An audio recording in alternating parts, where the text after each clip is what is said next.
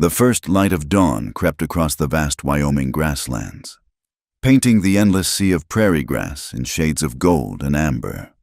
A dry wind swept down from the distant purple mountains, carrying with it the scent of sage and dust, the eternal perfume of the frontier. Scattered across the rolling hills, dark shapes of cattle moved slowly, their breath forming small clouds in the cool morning air. Clara Bennett rose before the sun, as she had every morning for the past 6 months since arriving at the Double Bar Ranch. Her small room adjoined the main cookhouse, barely large enough for a narrow cot and a wooden trunk that held her few possessions. She dressed quickly in the darkness, her fingers finding the familiar buttons of her worn calico dress without need for lamplight. The fabric, once a cheerful blue, had faded to the color of winter sky after countless washings. She stepped into the kitchen, her domain, and set about the morning ritual that had become as natural as breathing. First, the stove. She knelt before the cast-iron beast, coaxing last night's embers back to life with careful additions of kindling. The wood caught, crackling and popping, sending shadows dancing across the rough-hewn walls. Soon, the kitchen filled with blessed warmth, pushing back the pre-dawn chill that seeped through every crack in the weathered boards. As she worked, mixing biscuit dough, slicing bacon, grinding coffee beans, Clara's mind wandered to the path that had brought her to this remote corner of the world. The memories came unbidden, as they often did in these quiet moments before the ranch stirred to life. She saw her parents' faces, pale and fevered, victims of the cholera outbreak that had swept through their small Missouri town 3 years ago. She had nursed them both until the end, had dug their graves herself when no one else would come near the house for fear of contagion. After that, there had been nothing left for her in Missouri. No family, no prospects for a young woman of 22 with calloused hands and no dowry. The proper ladies of the town had made it clear she was no longer welcome in their circles, if indeed she ever had been. The daughter of a failed farmer carried little social currency, and orphan daughters carried even less.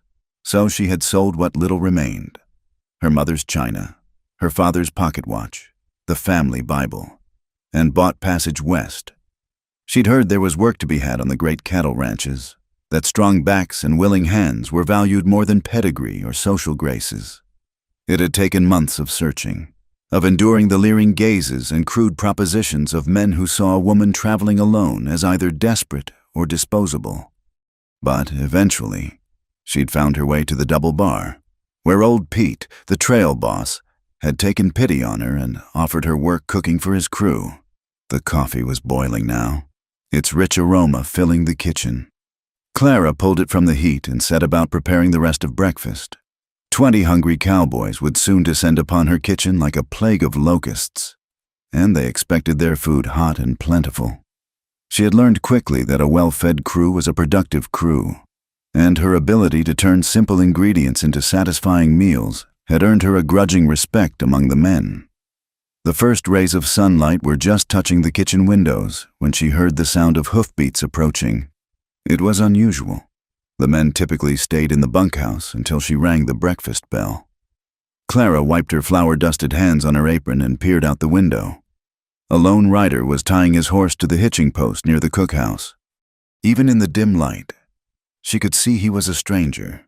His clothes were trail-worn, covered in the fine red dust that spoke of long days in the saddle. But there was something in his bearing that set him apart from the usual drifters who occasionally passed through looking for work. He moved with an easy confidence, his movements economical and precise as he loosened his horse's girth and checked its hooves. Clara returned to her work, but kept one eye on the window. The stranger stood for a moment, surveying the ranch buildings in the growing light. He was tall, broad-shouldered, with dark hair that needed cutting and several days' growth of beard shadowing his jaw. When he turned toward the cookhouse, she caught a glimpse of his face, weathered by sun and wind, with sharp features that might have been handsome under all that trail dust. A knock at the kitchen door startled her from her observations. Clara hesitated, then smoothed her apron and opened the door. Up close, she could see his eyes were an unusual gray, like winter storm clouds, holding an intensity that made her want to step back. "Morning, ma'am," he said, touching the brim of his worn hat. His voice was deep, roughened by dust and fatigue.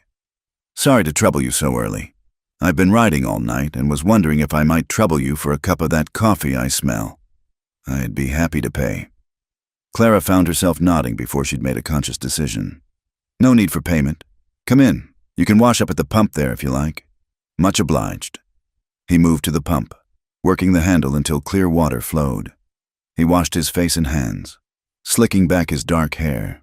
When he turned back to her, water droplets still clinging to his skin. Clara felt an odd flutter in her chest that she quickly suppressed. She poured him a cup of coffee, strong and black, and watched as he wrapped his hands around it gratefully.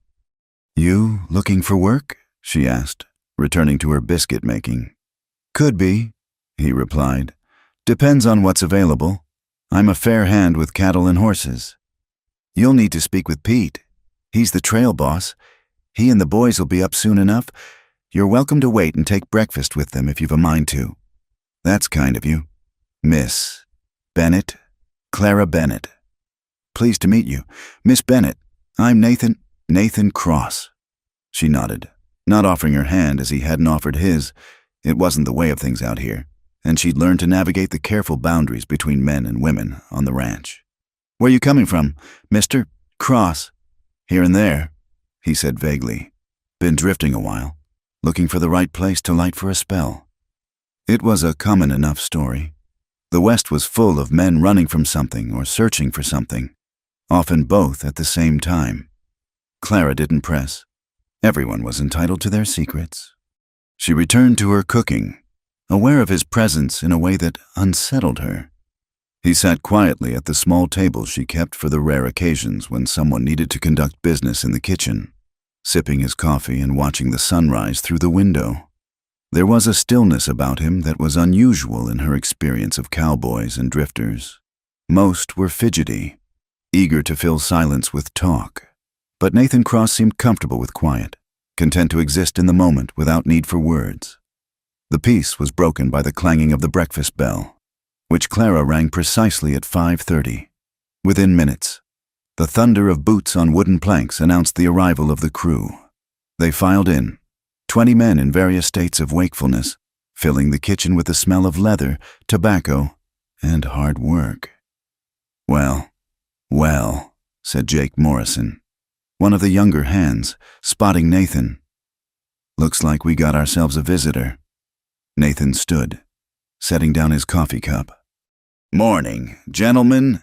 Sorry to intrude on your breakfast.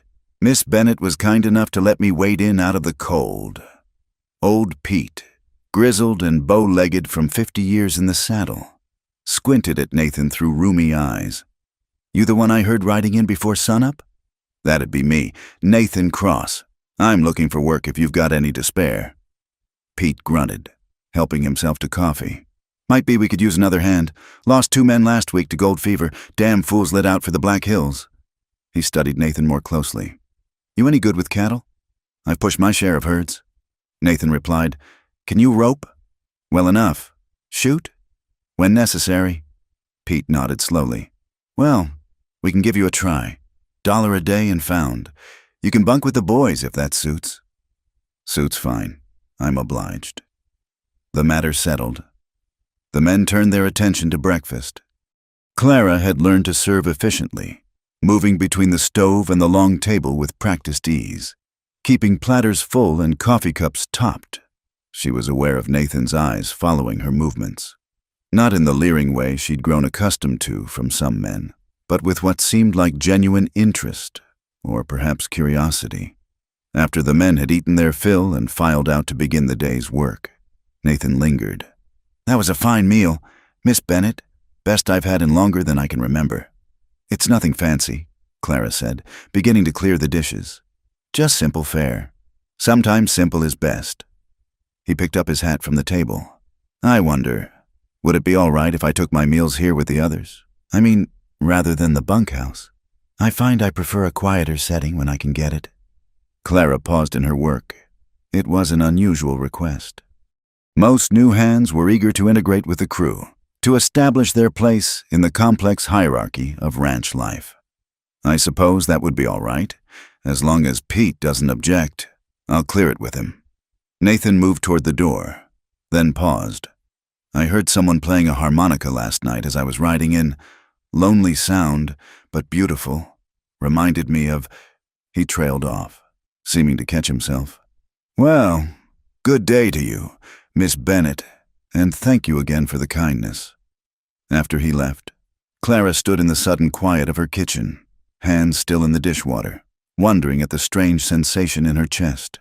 It had been a long time since she'd felt anything beyond the simple satisfaction of work well done and a day survived.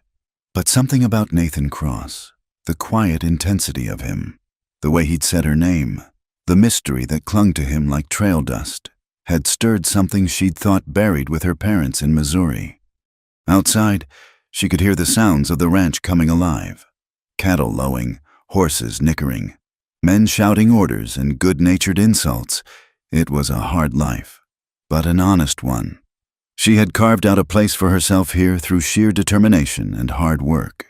She would not let a handsome stranger with storm-gray eyes disturb the careful balance she had built. But as she returned to her dishes, Clara found herself humming softly, a half-remembered tune from her childhood. And if her thoughts drifted occasionally to broad shoulders and a deep voice throughout the morning's work, well, there was no harm in that. Was there? The sun climbed higher, burning off the morning chill, promising another day of dust and sweat and survival in this unforgiving land. Clara Bennett, orphan and cook, went about her work with steady hands and a heart that beat perhaps a little faster than it had the day before. She didn't yet know that the stranger who'd appeared with the dawn would change everything, that he carried secrets heavier than trail dust, and that their fates were now as intertwined as prairie grass in the endless Wyoming wind. The afternoon sun beat down mercilessly on the open range, transforming the grassland into a shimmering sea of heat. Red dust rose in choking clouds as the cattle milled restlessly, their bellows mixing with the sharp whistles and shouts of the cowboys working to keep them contained. Thunder rumbled in the distance, not the promise of rain, but the dry, mocking sound that often plagued the Wyoming territory in early summer. All threat and no relief. Clara wiped sweat from her brow as she loaded the chuck wagon with supplies for the noon meal. The men would be hungry after a morning of hard riding, and she'd learned to have food ready whenever they could break from their work. She'd prepared cold biscuits with ham, dried fruit, and plenty of water. Anything more substantial would have to wait until evening when the worst of the heat had passed. From her vantage point near the wagon, she could see the men working among the cattle. They moved with practiced efficiency, cutting out the younger steers that would be driven to market come fall. It was dangerous work, requiring split-second timing and absolute trust between horse and rider. A commotion near the eastern edge of the herd caught her attention. A young cowhand named Tommy Brennan was struggling to control his mount as an ornery bull challenged his presence. The horse reared, pawing the air, and Clara held her breath as Tommy fought to keep his seat. Then Nathan was there, appearing as if from nowhere on his bay gelding, with smooth, economical movements. He positioned himself between Tommy and the bull, using his rope and the presence of his steady horse to turn the animal back into the herd.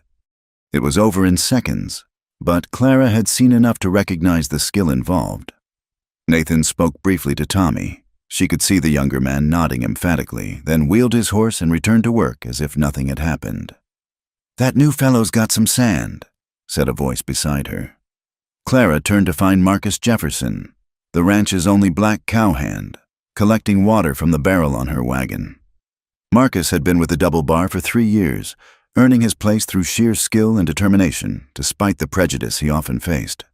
"Seems so," Clara agreed, trying to sound disinterested. Marcus grinned, his teeth white against his dust-covered face. "Seems like he knows his way around more than just cattle, too. Pete says he spotted Indian sign this morning out by Devil's Creek.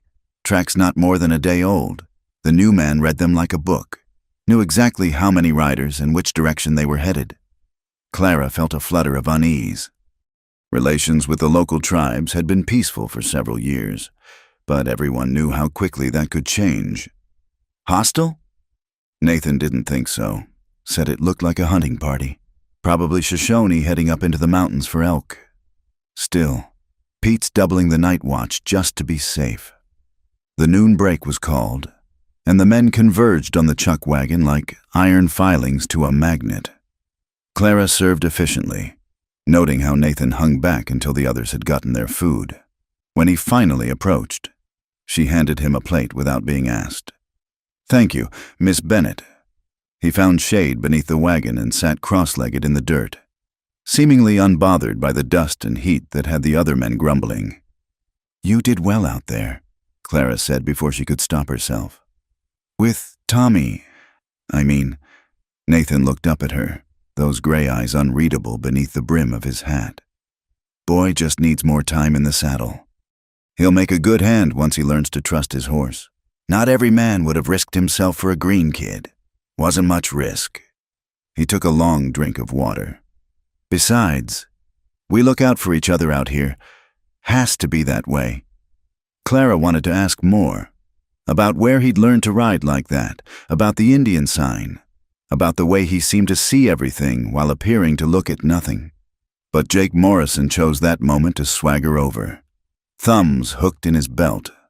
"Hey there, Cross," Jake said, his tone just shy of challenging. "That was some fancy riding earlier. Where'd you say you learned to handle a horse like that?" Nathan didn't look up from his plate. "Here and there." "That's not much of an answer." Wasn't much of a question. Jake's face reddened, and Clara could see trouble brewing. Jake fancied himself the top hand among the younger cowboys, and Nathan's obvious skill threatened that position. Before Jake could escalate things, old Pete's voice cracked across the camp like a whip. "Morrison, quit your jawing and get back to work. Those cattle won't sort themselves." Jake shot Nathan a look that promised future confrontation, then stalked off. Nathan continued eating as if nothing had happened, but Clara noticed the slight tension in his shoulders, the way his free hand stayed close to his hip where a gun would hang if he'd been wearing one. The afternoon wore on, the heat growing ever more oppressive. Dark clouds built on the horizon, but Clara had been in Wyoming long enough to know they would likely pass without dropping any rain. The land was parched, the grass brittle beneath the horses' hooves. If rain didn't come soon, it would be a hard summer for both cattle and men. As evening approached, Clara began preparing supper back at the ranch. She had a pot of stew simmering and was just pulling cornbread from the oven when she heard the harmonica. The sound drifted through the kitchen window, a lonely melody that spoke of vast distances and solitary nights. She found herself drawn to the door, peering out into the gathering dusk. Nathan sat on a wooden crate near the corral, the harmonica cupped in his hands. His head was bowed, lost in the music, and for a moment the mask of careful control he always wore seemed to slip. The melody was haunting, beautiful, and unutterably sad. Clara found herself thinking of her parents, of the home she'd lost, of all the dreams that had died with them in that small Missouri graveyard. "Pretty tune," she said softly when the music finally faded. Nathan looked up, seemingly unsurprised by her presence. "My mother used to sing it, long time ago." "She's gone?" 20 years now. The cholera took her when I was just a boy." Clara's breath caught. "Mine too. 3 years passed." They looked at each other across the dusty yard, a moment of shared understanding passing between them. Then Nathan stood, tucking the harmonica into his pocket. "I should see to my horse. Supper's in an hour." Clara called after him. He touched his hat brim in acknowledgement and disappeared into the barn. Clara returned to her kitchen, but her mind kept circling back to that moment of connection. She'd been so careful to keep her distance from the men on the ranch, to maintain the professional boundaries that kept her safe and respectable. But something about Nathan Cross made those boundaries feel less like protection and more like prison walls. Supper was a subdued affair. The men were tired from the long day, eating with single-minded focus before heading to the bunkhouse. Nathan took his usual place at the end of the table, quiet but alert, his eyes missing nothing. Clara noticed how the other men had already begun to defer to him in subtle ways, making space. seeking his opinion on the next day's work. Whatever Jake Morrison's feelings, it was clear that Nathan was establishing himself as someone to be reckoned with. After the meal, as Clara was washing dishes, Pete came into the kitchen. The old trail boss rarely sought her out, preferring to maintain a careful distance from the only woman on the ranch. "That was a fine meal, Miss Clara," he said, hat in hand. "Thank you. Pete, coffee?" "If it's not too much trouble." He accepted the cup gratefully, then cleared his throat. "I wanted to talk to you about the new man." Clara kept her expression neutral. "Is there a problem?" No, just the opposite. He's not like most drifters we get through here. Knows too much, sees too much. The way he sits a horse, the way he reads sign, that's not learning you pick up punching cattle for wages." "What are you saying?" Pete scratched his grizzled chin. "I'm saying, be careful. Miss Clara, I've seen you watching him, and him watching you when he thinks no one's looking. There's something about Nathan Cross that doesn't add up, and in my experience, men with secrets can be dangerous." Clara felt heat rise to her cheeks. "I don't know what you mean, mister. Cross has been nothing but respectful." "I'm not saying otherwise. Just be careful.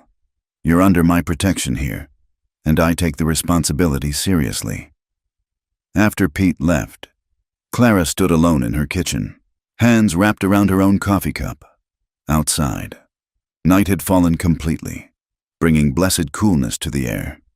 She could hear the distant lowing of cattle, the neeker of horses, the quiet voices of men settling in for the night. She thought about Pete's warning, about the mysteries that surrounded Nathan Cross like the dust clouds that followed the herd. She thought about gray eyes and gentle hands with a harmonica, about shared grief and unspoken understanding. She thought about the life she'd built here, safe, respectable, lonely, and wondered if perhaps some dangers were worth the risk. In the bunkhouse, a harmonica began to play again, the sound carrying on the night wind. Clara closed her eyes and listened, letting the music wash over her like the rain they all so desperately needed. Tomorrow would bring more heat, more dust, more of the endless work that kept the ranch running. But tonight, there was music and mystery and the faint, impossible hope that maybe, just maybe, she wasn't as alone as she'd thought. The sky turned the color of old brass, an ominous yellow-green that made the horses stamp and whinny nervously in their stalls. Clara had seen that color only twice before, and both times it had meant trouble. She hurried to secure the shutters on the cookhouse windows, her movements quick and efficient despite the growing knot of worry in her stomach. "Storm coming," old Pete's voice carried across the yard. "All hands. Get those horses inside." The wind picked up with frightening speed, going from dead calm to howling gale in mere minutes. Clara watched through the kitchen window as cowboys ran in all directions, chasing spooked horses, securing equipment, battening down anything that might become a projectile in the wind. The temperature dropped 20 degrees in as many seconds, and the first wall of dust hit like a physical blow. "Everyone inside?" Nathan's voice cut through the chaos. He was helping Marcus guide the last of the horses into the barn, one arm shielding his face from the stinging sand. "This is going to be a bad one." Clara threw open the kitchen door. "In here, there's more room than the bunkhouse." Men stumbled through the door, coughing and cursing, their faces caked with dust. She handed out wet cloths for them to clean their eyes and mouths, then set about making coffee. If they were going to be trapped for hours, at least they'd have something hot to drink. The wind screamed like a living thing, rattling the walls and sending dust through every tiny gap in the boards. The lamp flames flickered wildly despite their glass chimneys. Outside, the world had disappeared into a roiling wall of brown and black. "Where's Tommy?" someone asked suddenly. "Anyone seen Tommy Brennan?" A quick head count confirmed the young cowhand was missing. Jake Morrison spoke up, his earlier antagonism forgotten in the crisis. "He was checking the north pasture gate. Said he'd be right behind us." "Damn fool kid," Pete muttered, but his weathered face showed real concern. "Can't go out in this. We'd never find him, and we'd likely lose whoever went looking." Nathan was already moving toward the door, pulling his bandana up over his nose and mouth. "I'll go."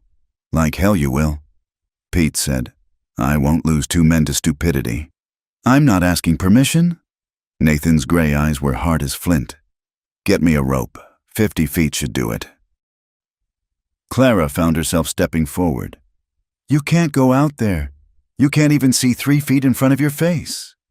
Nathan looked at her, and for a moment something soft flickered in his eyes. "He's just a kid. Miss Bennett, someone's got to try." Before anyone could stop him, he'd secured one end of the rope to the porch post and plunged into the maelstrom. The rope played out quickly, disappearing into the brown darkness.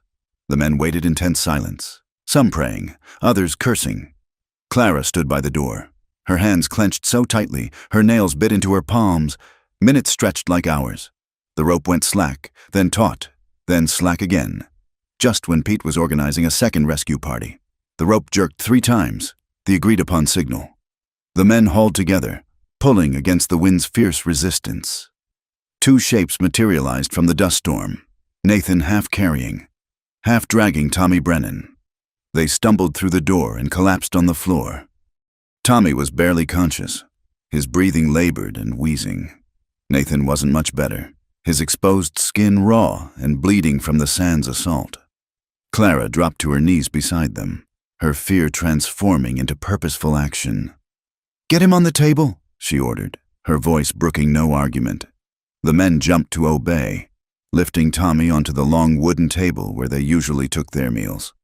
"Marcus, get my medical supplies from the pantry. Jake, heat water. The rest of you, give us room to work." Clara had learned basic doctoring from her mother, skills that had proven invaluable on the frontier.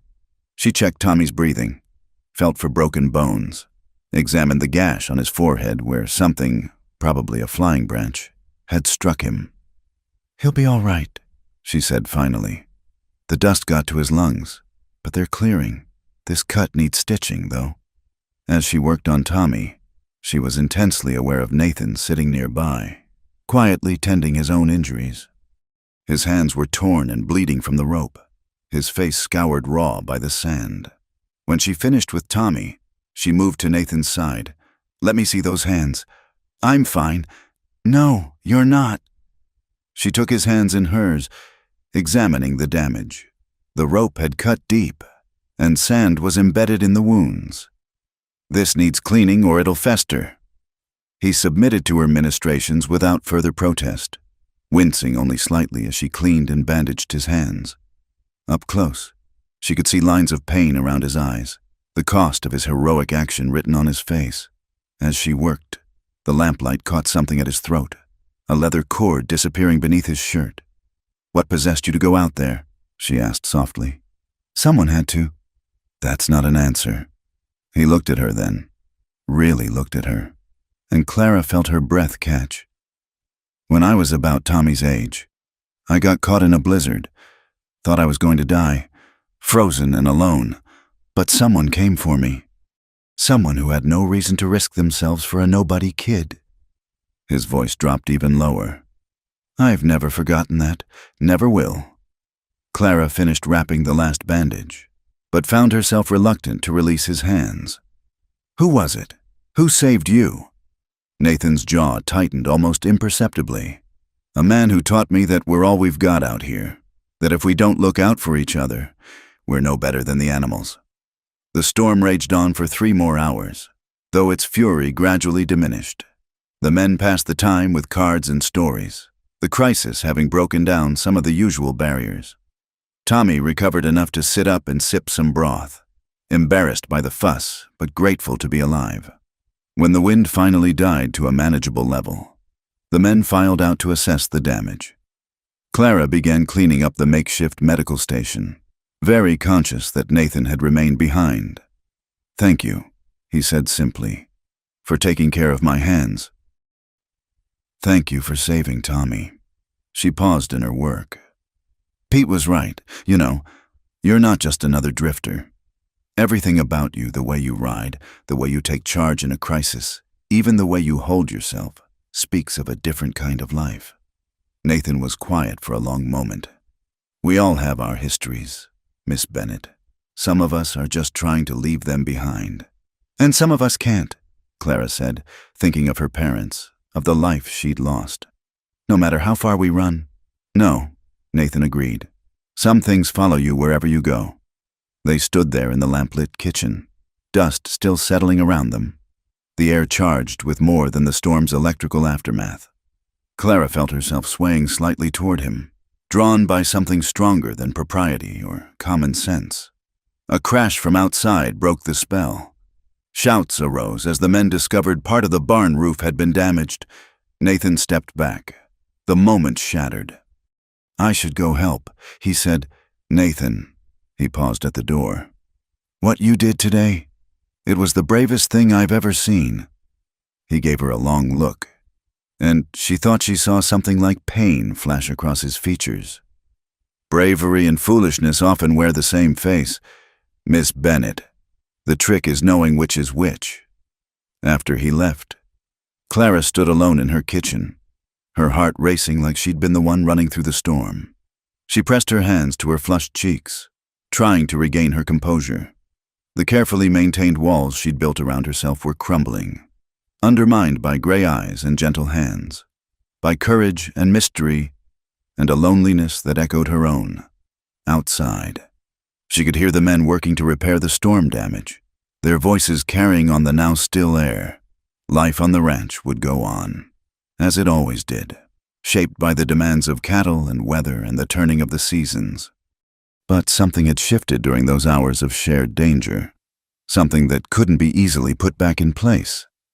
Clara returned to her work, sweeping up the dust that had infiltrated every corner of her domain.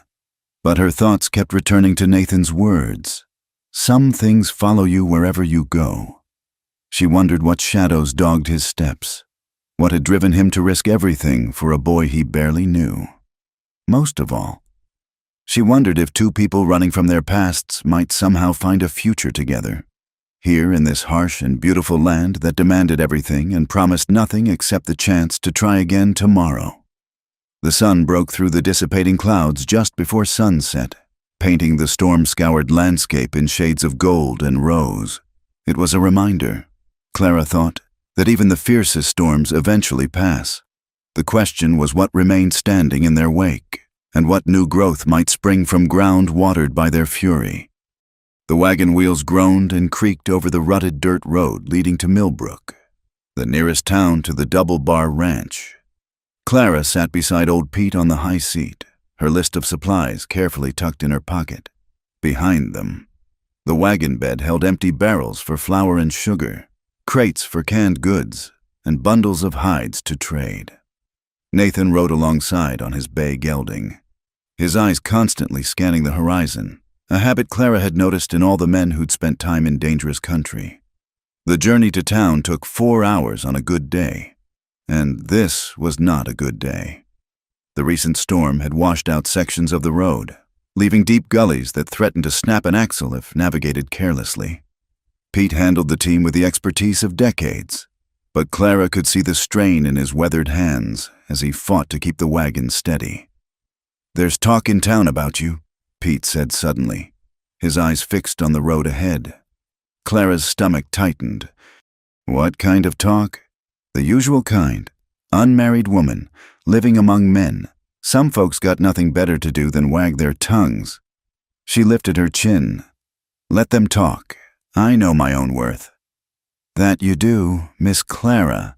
That you do. Pete spat tobacco juice over the side of the wagon. Just thought you should know to expect some coldness, maybe some rudeness. Clara had faced worse than small-town gossip.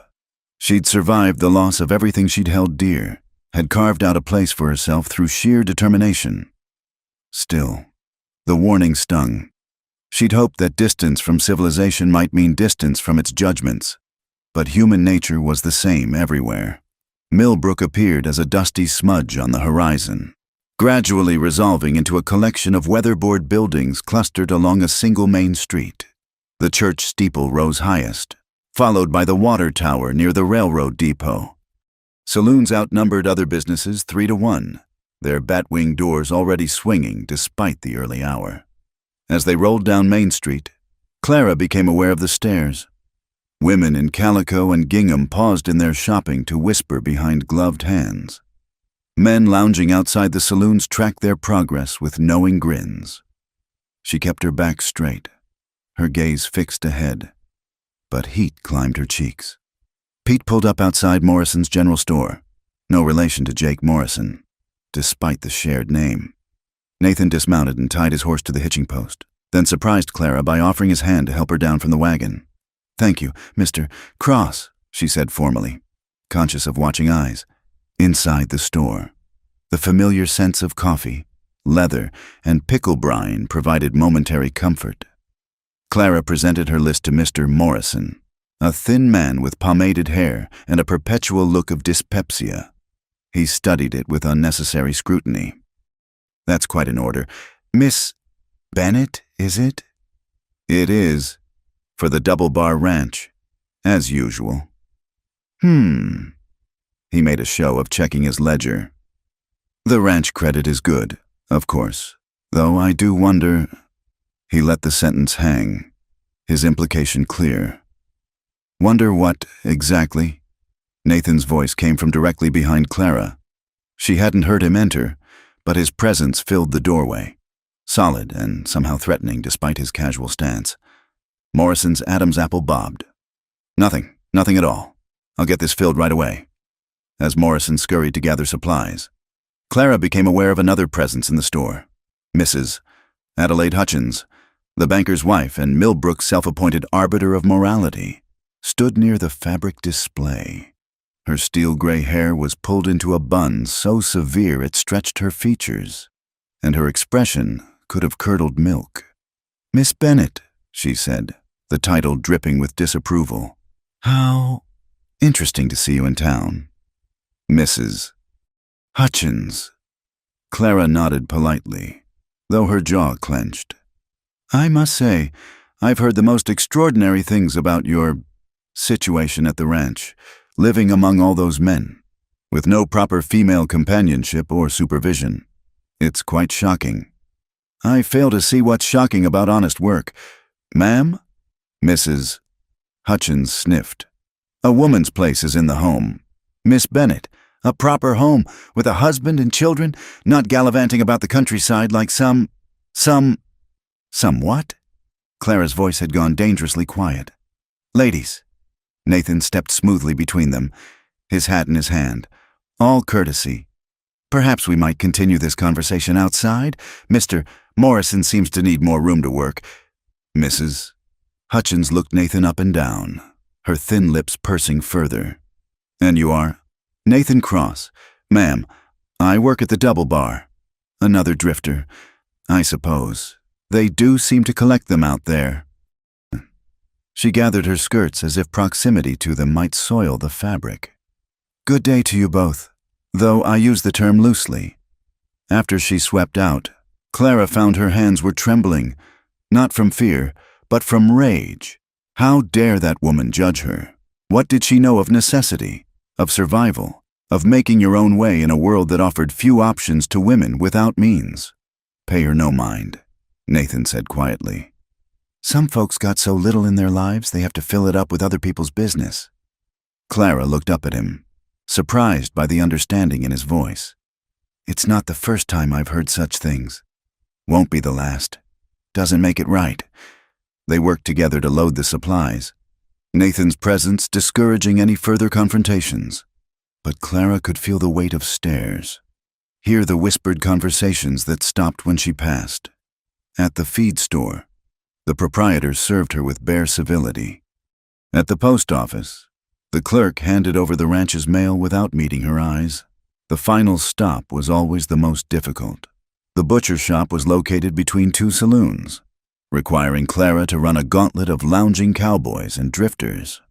Usually Pete accompanied her, his presence providing some protection. But Pete had business at the bank, leaving Clara and Nathan to navigate the treacherous social waters alone. They'd barely made it 10 feet before the comments started. Well, what have we here? That's the gal from the Double Bar, the one living with all them cowboys. Must get mighty lonely out there. Sweetheart, maybe you need some company." Clara kept walking, her face burning. Nathan moved closer, his hand resting casually on his hip where a gun would hang. The message was clear, and most of the men subsided into muttered comments rather than direct confrontation. But one, drunker or stupider than the rest, stepped directly into their path. He was a big man, soft around the middle but still powerful, with mean little eyes and a florid face. "Where you going so fast? Pretty lady? Why don't you stay and have a drink with old Bill?" "Please step aside," Clara said coldly. "That's not very friendly." Bill reached for her arm. "Maybe I should teach you some manners." Nathan's hand closed on Bill's wrist before he could touch Clara. "The lady asked you to step aside." Bill tried to jerk free, found he couldn't. His face darkened. "Who the hell are you? Someone suggesting you find another way to spend your afternoon? You threatening me, saddle tramp?" "No." Nathan's voice was conversational, almost pleasant. "Threats imply uncertainty. I'm telling you plain, touch her and I'll break your arm. Walk away and we all go about our business. Your choice." Something in Nathan's gray eyes must have penetrated Bill's alcohol-fogged brain. He stepped back, rubbing his wrist. "This ain't over." "It is, unless you want it otherwise." They continued to the butcher shop, completed their business, and made it back to the wagon without further incident. But Clara could feel the tension radiating from Nathan, see it in the set of his shoulders and the way his eyes tracked every movement around them. Pete was waiting with the wagon, his face grim. "Heard there was some trouble." "Nothing we couldn't handle," Nathan said. Pete helped Clara up to the wagon seat. "Best we get moving. Like to make the ranch before dark." They were 2 miles out of town before anyone spoke again. The afternoon sun slanted across the grassland, painting everything in shades of gold and amber. A hawk circled overhead, riding the thermals with effortless grace. "I'm sorry," Clara said finally. "For what?" Nathan asked. "For the trouble, for the things they said." Nathan brought his horse closer to the wagon. "You've got nothing to apologize for. Not now, not ever. Those people—" He paused, seeming to search for words. "They see what they want to see. They don't know you, don't know what you've been through or what you've made of yourself. Their opinions ain't worth the breath they waste speaking them." Clara felt tears prick her eyes, though she'd be damned if she'd let them fall. "Sometimes I wonder if I made a mistake, coming west. If I should have stayed in Missouri, found work as a seamstress or washerwoman, lived the proper life everyone expects. Would that have made you happy?" She thought about it. "No, but it might have been easier. Easy ain't always right." Nathan's voice carried the weight of personal experience. Sometimes the hard road's the only one worth taking. They rode in companionable silence for a while. The only sounds the creak of wagon wheels and the steady clip-clop of horses' hooves. As they crested a rise, the double bar spread out before them, the building small but welcoming against the vast landscape. "Thank you," Clara said, "for standing up for me, for understanding." Nathan touched his hat brim. "Like I said back at the ranch, we look out for each other out here." But it was more than that, and they both knew it.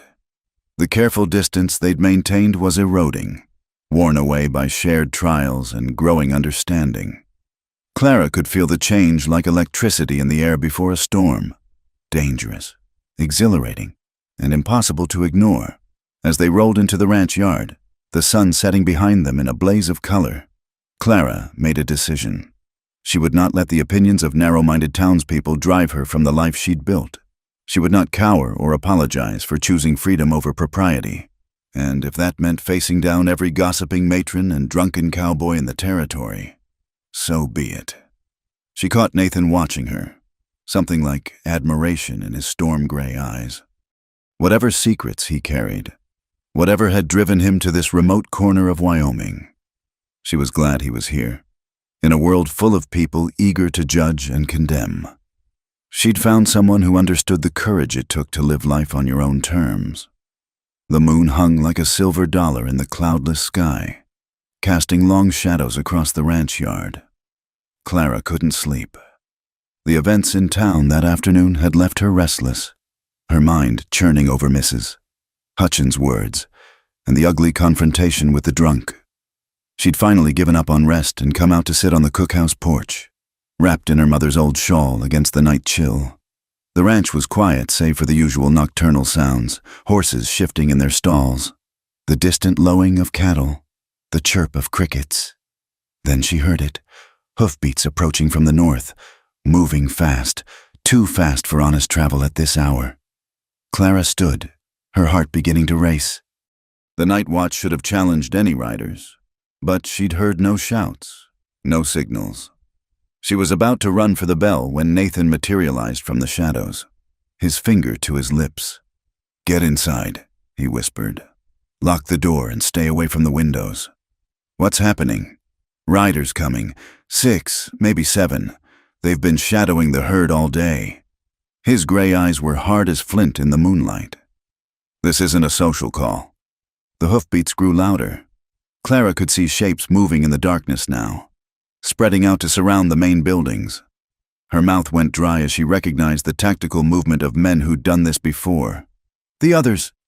Already alerted, Pete's got men positioned. Nathan pressed something cold and heavy into her hand, a Colt revolver. "You know how to use this?" "My father taught me."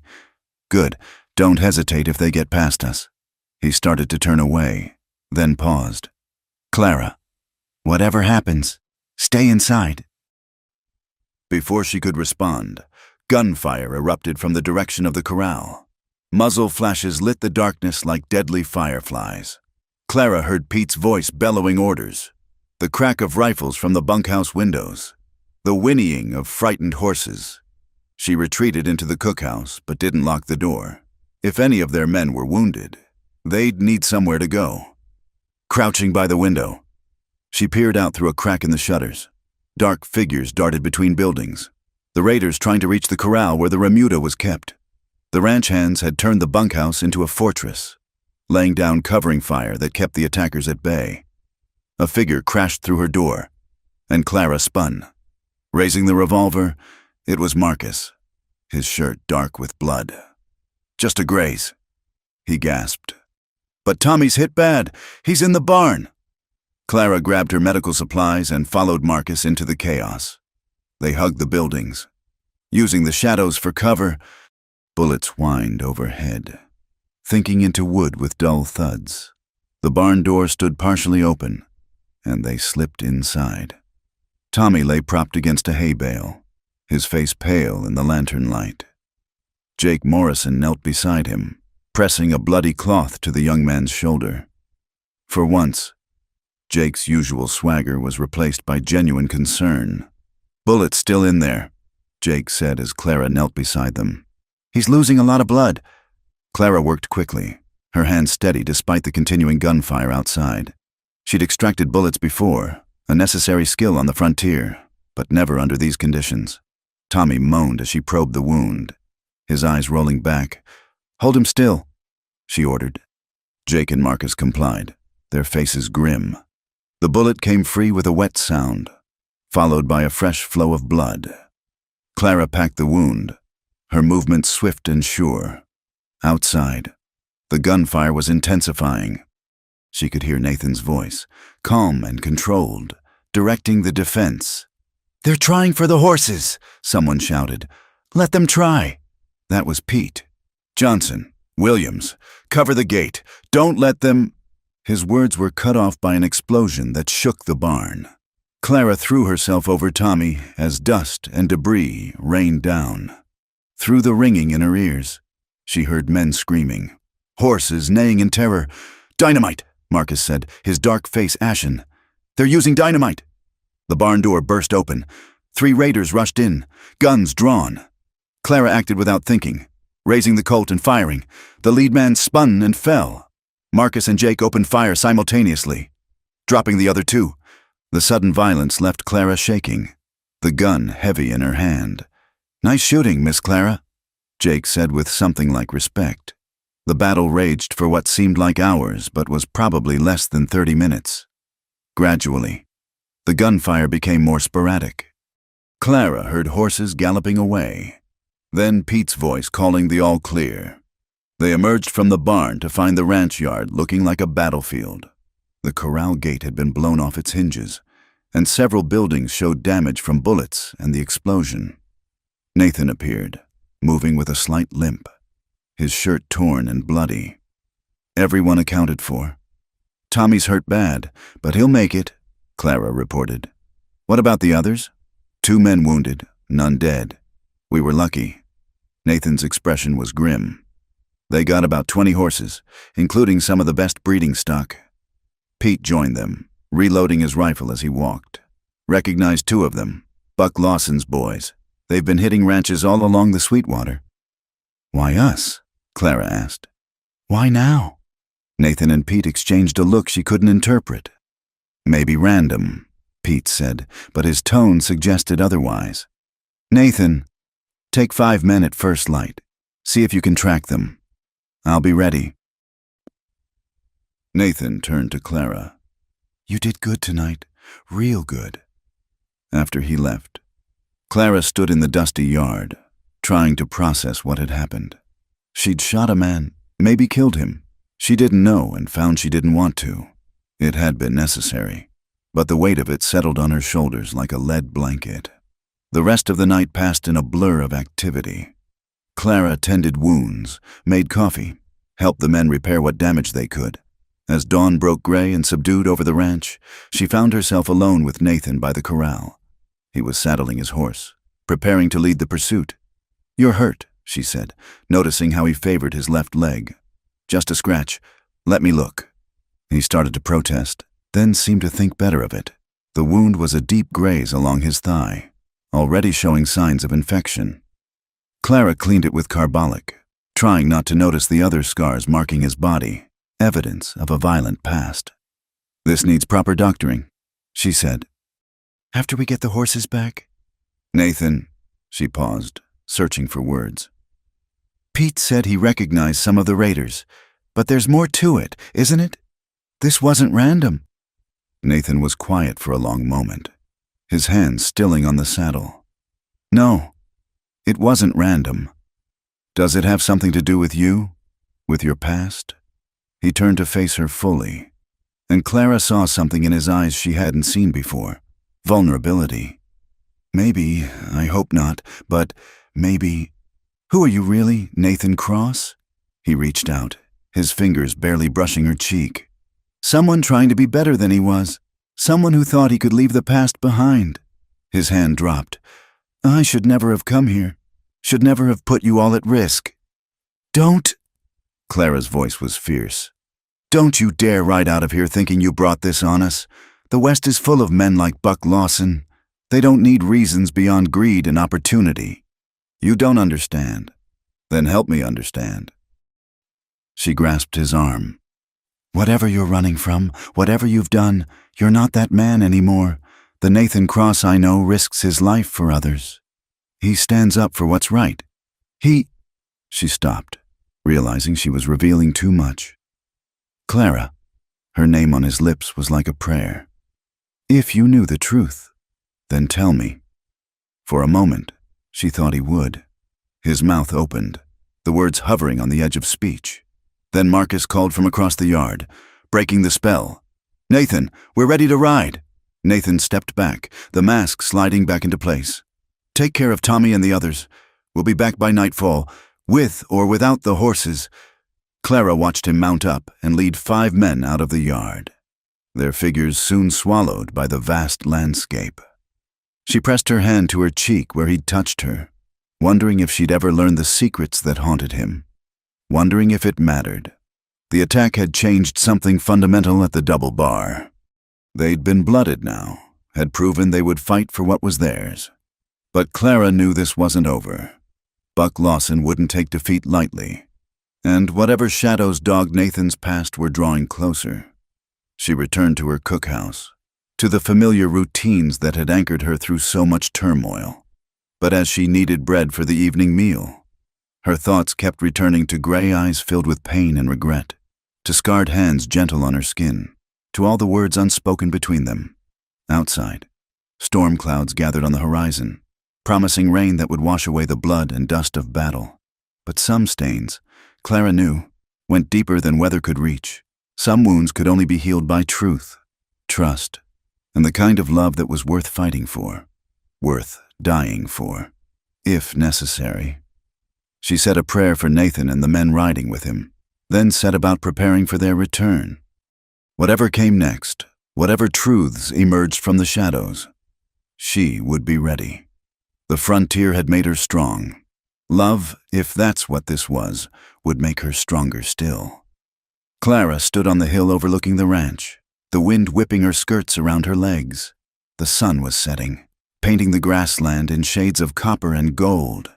She'd come here to think, to sort through the turmoil of emotions that had plagued her since Nathan's return from pursuing the raiders that morning.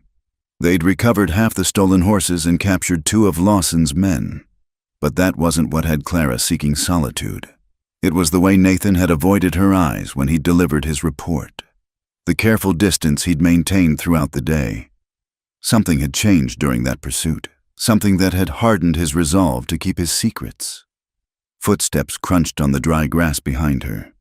She didn't turn, knowing instinctively who it was. "You shouldn't be out here alone," Nathan said quietly. "Not after last night." "I needed to think." He moved to stand beside her, careful to maintain a proper distance. They stood in silence for a moment, watching the shadows lengthen across the valley. "You're going to leave, aren't you?" Clara said finally. Nathan's jaw tightened. "It would be best." "For whom?" "For everyone. For you especially."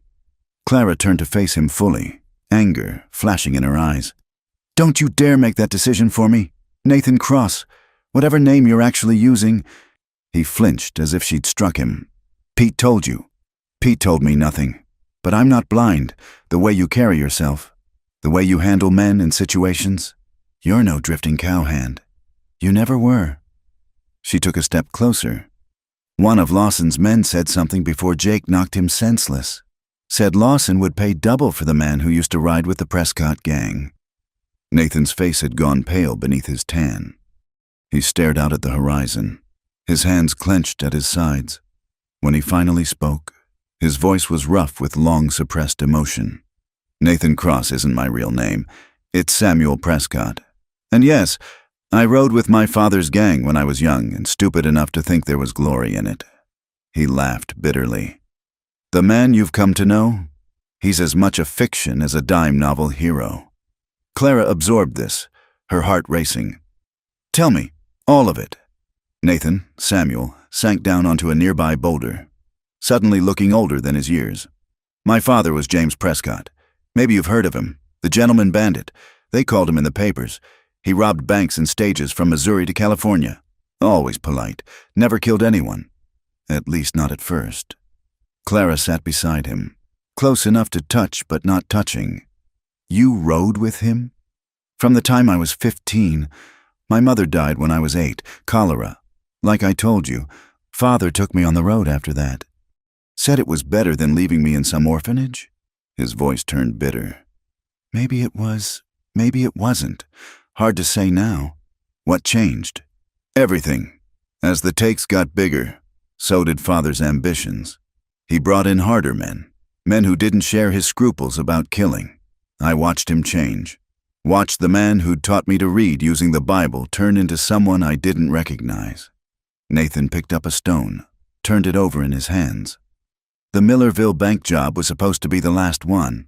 Father promised we'd take our shares and go straight. Maybe buy a ranch down in Mexico. Instead, it turned into a massacre.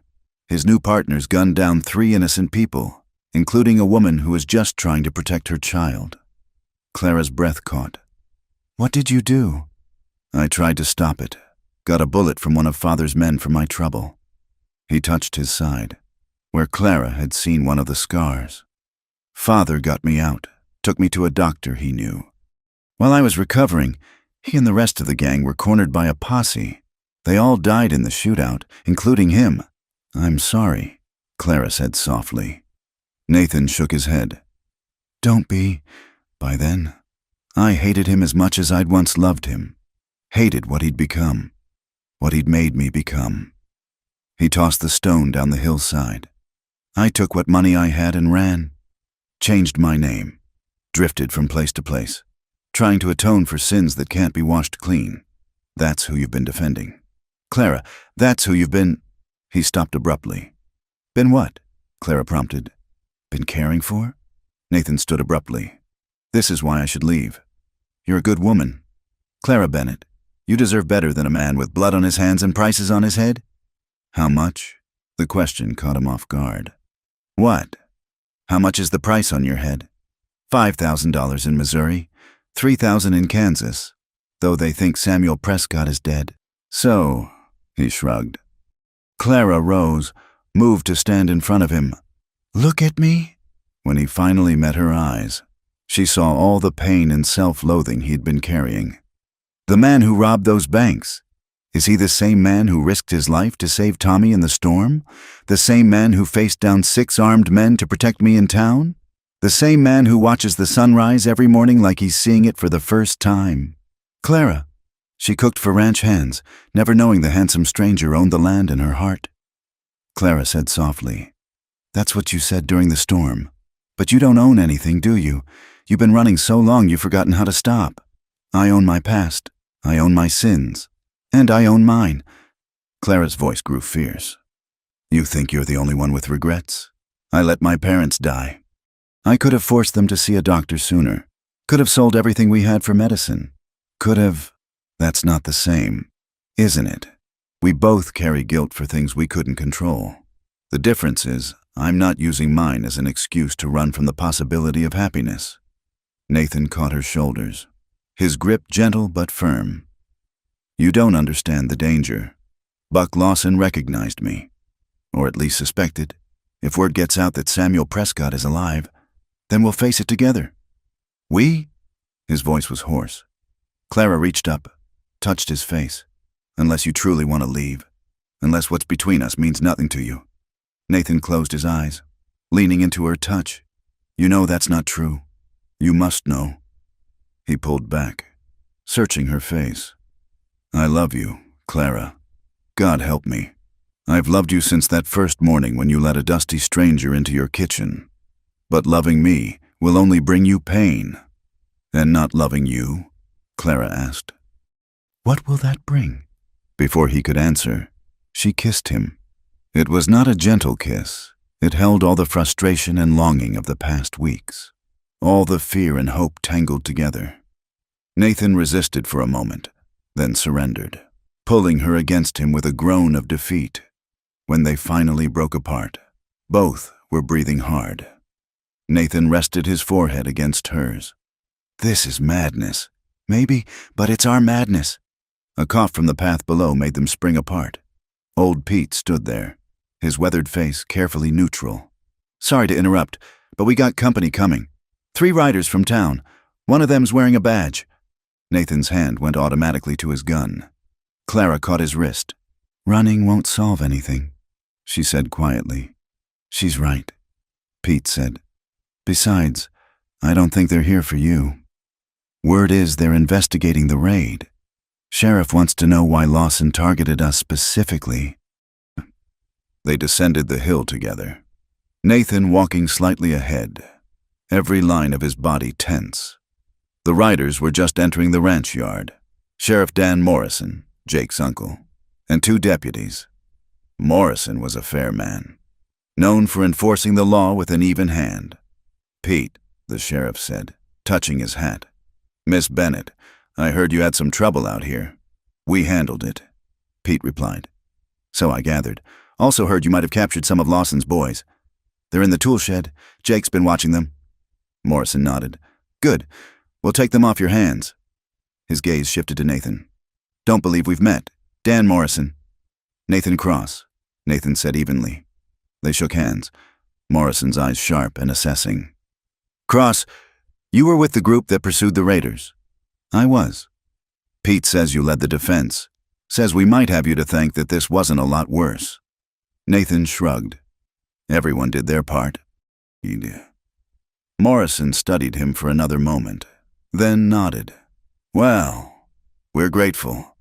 Lawson's been a thorn in our side for too long.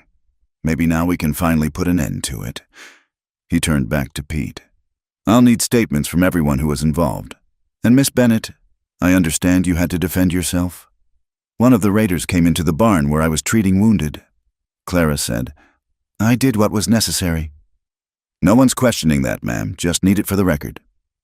Morrison's expression softened slightly. "Takes courage to do what you did. Not many women, or men, for that matter, could have managed it." After the sheriff and his men left with the prisoners, the ranch settled into an uneasy quiet. Nathan disappeared into the bunkhouse, and Clara returned to her kitchen, trying to process everything that had happened. She now knew the truth, or at least part of it. Samuel Prescott, son of an infamous outlaw, trying to build a new life under an assumed name. It should have changed everything, should have sent her running. Instead, she found herself more determined than ever. Everyone deserved a second chance, the opportunity to become more than their worst mistakes. And the man she'd come to know, whether he called himself Nathan or Samuel, had proven himself worthy of that chance through every action, every choice to do right instead of easy. As she prepared the evening meal, Clara made her own choice. The past was done and couldn't be changed, but the future, their future, remained unwritten, and she'd be damned if she'd let fear or the judgments of others dictate how that story would end. The drought came like a thief in the night, stealing moisture from the earth until the grassland turned brown and brittle as old paper. For 3 weeks, not a drop of rain had fallen. The creek that normally ran clear and cold had dwindled to a muddy trickle. Cattle stood listlessly in whatever shade they could find, their ribs beginning to show through their hides. Clara wiped sweat from her brow as she hauled another bucket of water from the well. The water table was dropping daily, and what came up was increasingly brackish. She'd taken to boiling and straining it twice before using it for cooking, but even that couldn't completely remove the metallic taste. "Let me," Nathan said, appearing at her elbow. He took the bucket from her hands, his fingers brushing hers. Even that simple touch sent a spark through her. Despite the oppressive heat, things between them had been different since that evening on the hill. Not openly, they maintained proper distance when others were around, but in stolen moments like these, in glances across the supper table, in the way Nathan's hand might linger when helping her down from a wagon, there was a new awareness, a promise of something more. "Pete's called a meeting," Nathan said as he poured the water into her kitchen barrel. "Wants to discuss the situation." The situation, as if it could be contained in such a simple word. The double bar was dying of thirst, and everyone knew it.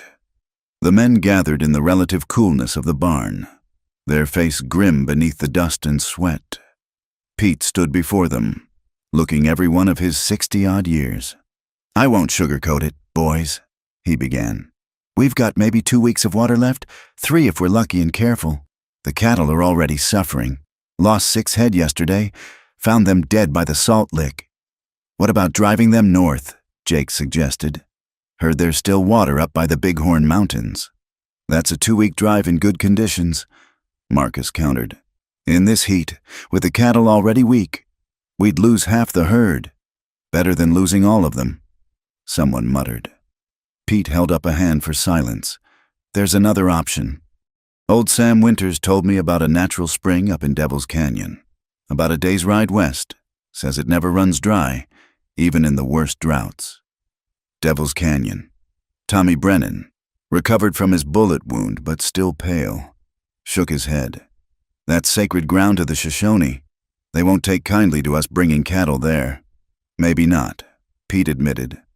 "But dying of thirst ain't much of an alternative." Nathan spoke up. "What if we dig for water here? I've seen it done in Arizona. Sometimes there's water deeper than a normal well can reach." "With what?" Jake scoffed. "We don't have the equipment for that kind of operation." "We could try," Nathan insisted. "Better than violating sacred ground or watching the herd die." The debate continued, voices rising with frustration and fear. Clara listened from the doorway, her heart heavy. The double bar had become her home. These men her family of sorts. to see it all threatened by something as simple and devastating as lack of rain. That evening, she found Nathan standing by the empty corral, staring out at the parched landscape. The sunset painted everything in shades of red and orange, making the world look like it was already on fire. "We'll find a way through this," she said softly. He turned to her, and she was struck by the weariness in his eyes. "I've seen droughts before, seen what they do to places, to people. It's like watching something you love waste away and being powerless to stop it." Clara moved closer, no longer caring who might see. "We're not powerless. You said it yourself. We could dig deeper wells." "With what?" Jake was right. "We don't have the tools or the knowledge." He laughed bitterly. "If I still had my father's ill-gotten gains, I could buy all the equipment we'd need. Ironic, isn't it?" "Don't," Clara said firmly. "That money was tainted. What we build here, we build honestly." Nathan pulled her against him, heedless of propriety. "What am I going to do with you? Clara Bennett, how did you become my conscience?" "Someone has to be," she murmured against his chest. "Lord knows you're hard enough on yourself." They stood there as darkness fell, drawing what comfort they could from each other's presence. Around them, the ranch settled into uneasy sleep, even the usual night sounds muted by the oppressive heat. The next morning brought a haze of smoke on the southern horizon. By noon, they could smell it, the acrid scent of burning grass. Pete sent riders to investigate, and they returned with grim news. A grass fire was spreading north, driven by the hot, dry wind. At its current rate, it would reach the Double Bar's southern pastures by nightfall. "As if drought wasn't enough," Pete muttered. "Now we've got fire to contend with." There was no choice but to fight. Every able-bodied person on the ranch was pressed into service. They loaded wagons with barrels of their precious water, gathered wet blankets and shovels, and rode out to meet the advancing flames. Clara had never seen a prairie fire up close.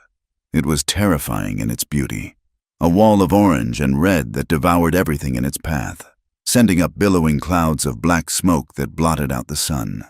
The heat was overwhelming, adding to the already unbearable temperature.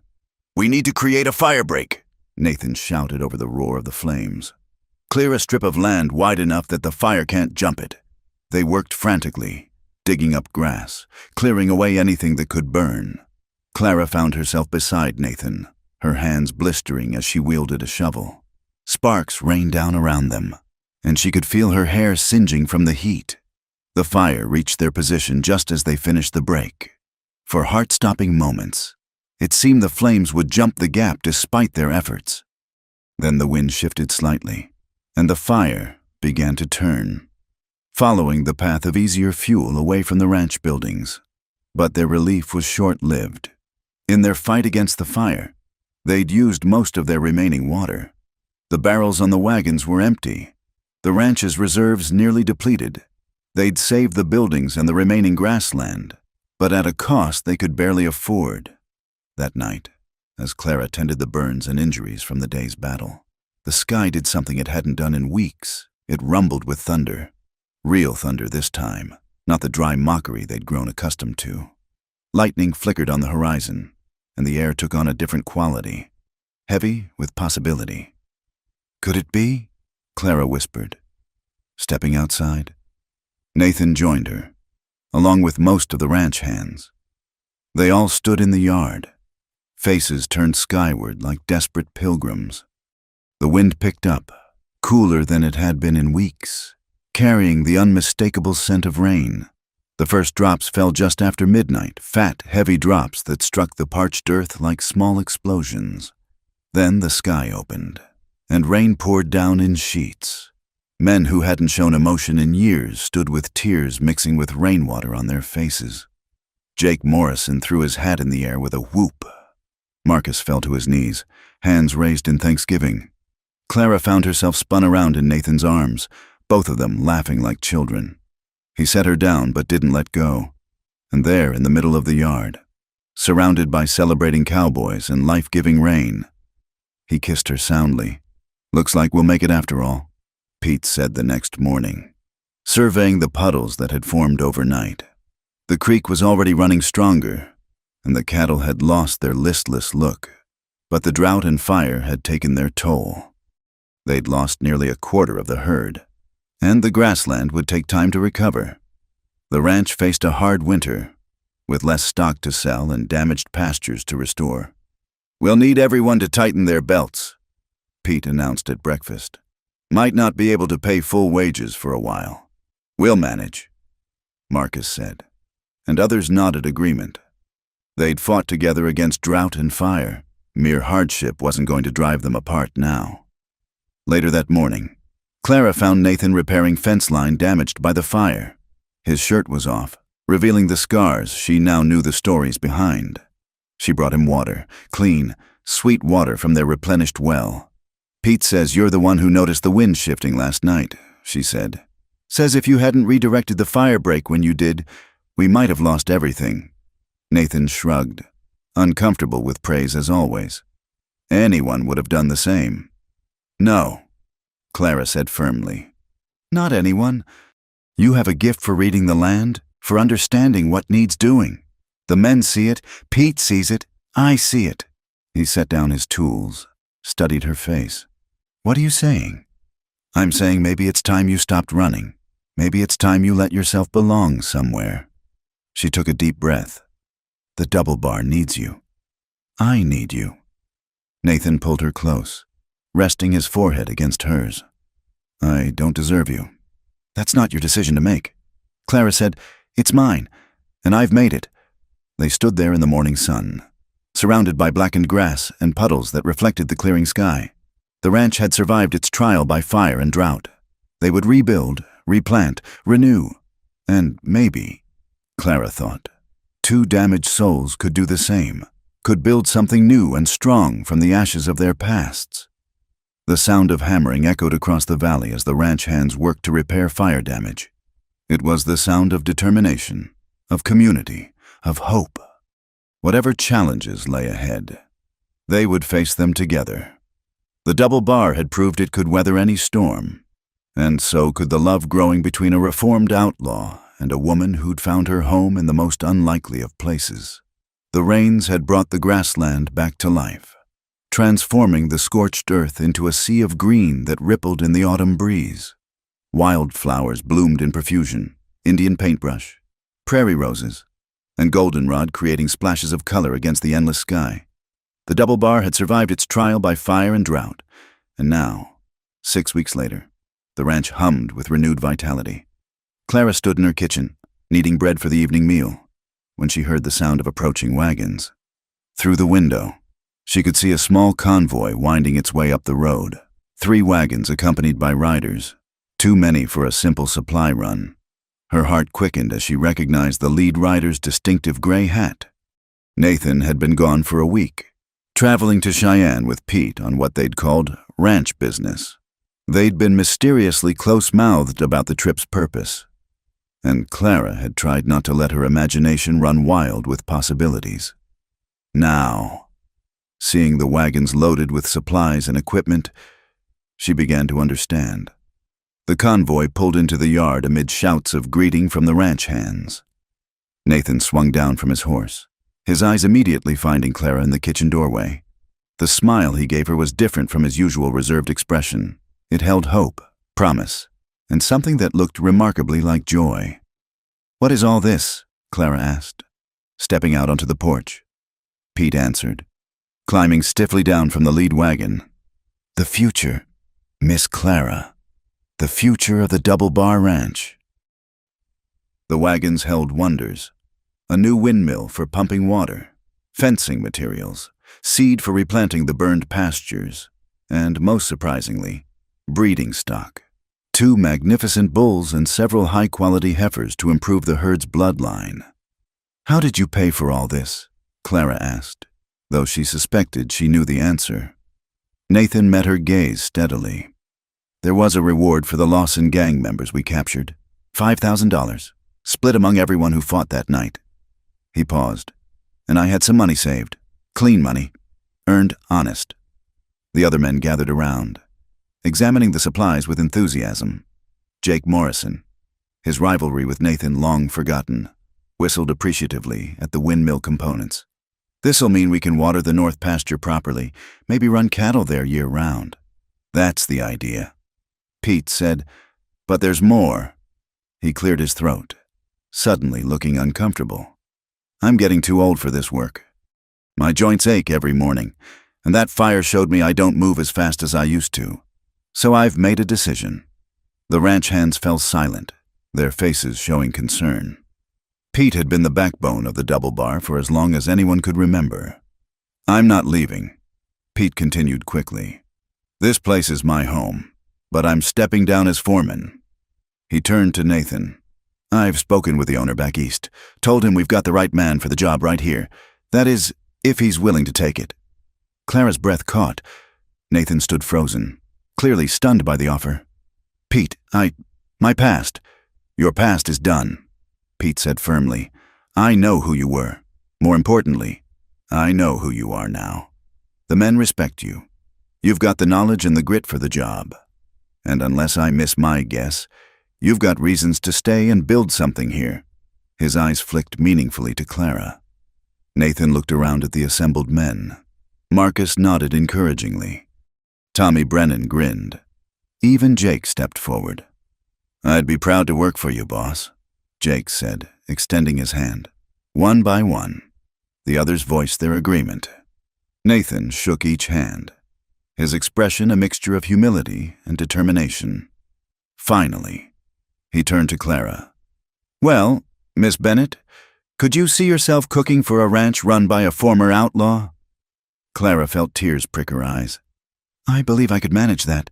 Mr. Cross, or should I say, Mr. Prescott?" "Cross," Nathan said firmly. "Samuel Prescott is dead. Nathan Cross is the man I choose to be." That evening, the ranch celebrated with a feast Clara had somehow managed to prepare, despite the emotional upheaval of the day. She'd roasted one of the older steers, made fresh bread, and even managed a cake with the last of their sugar. The men ate and laughed, telling stories of the drought and fire, already transforming recent hardship into legend. As the evening wore on, Nathan stood and cleared his throat. The conversation died away, all eyes turning to their new foreman. "I have something to say," he began. "When I came here 6 months ago, I was running from the law, from my past, from myself. I expected to stay a few weeks, maybe a month, then move on like always."